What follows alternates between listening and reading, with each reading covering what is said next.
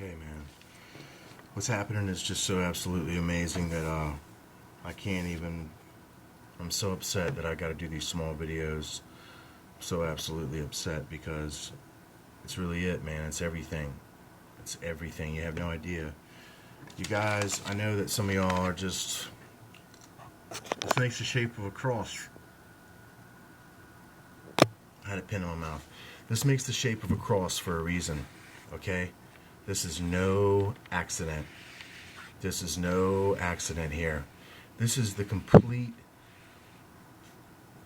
fractal version of the spiritually revealed story of Genesis. Everything is equationally correct. The waters that were above, that were divided from the waters that were below. The abysmal waters of the limited potentials of the material 666 carbon-based atom into the shadow of the valley of death. And then, of course, what we saw when we revealed the spirit world that was hidden all around us, thy kingdom come, which we can experience only within one level higher than we are now, within this true third dimensional plane from mankind's perspective. But from the objective perspective of the total dimensionality, we experience it at the sixth plane, which then would be called the sixth sense. I'm not kidding around. On the sixth day, I'm telling you, okay?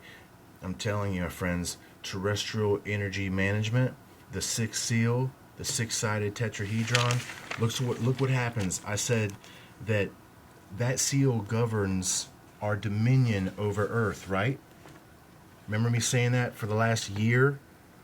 That this seal governs the terrestrial energy laws that govern the entrance of spirit consciousness as it tries to apply itself to material matter. And then you know the story of the Bible, that they've been sealed, they've been bound.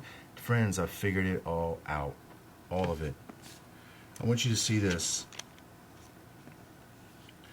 On the sixth day, right there, and I know the camera unfortunately is not focusing. On the sixth day, and God said, let us make man in our image, after our likeness, and let them have dominion over the fish of the sea and over the fowl of the air.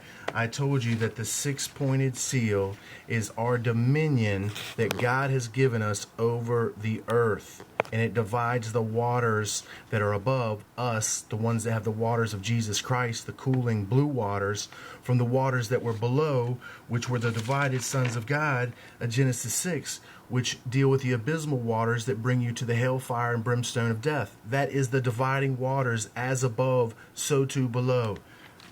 Woo! Praise the Lord. You guys have no idea. And God said, let there be a firmament in the midst of the waters, and let it divide the waters from the waters. And God made the firmament and divided the waters which were under the firmament from the waters which were above the firmament. And God called the firmament heaven, and the evening and the morning were the second day.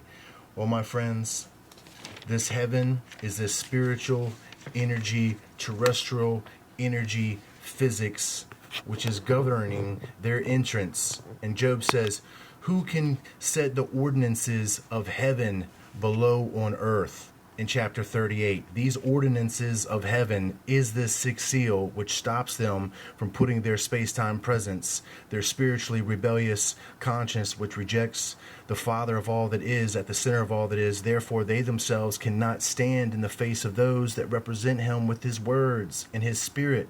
So they have to defeat your willpower, which is this space-time physics, which is exactly what I've already got here in this dimensional model, which totally proves everything, all the way to the void, the equational abyss, the ego.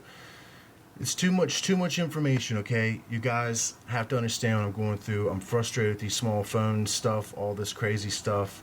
Anyway, I'm going to figure out some way to do longer videos and get something going on somewhere. I need some help. Not somebody to send me a camera. I need to do a seminar or something, I don't know.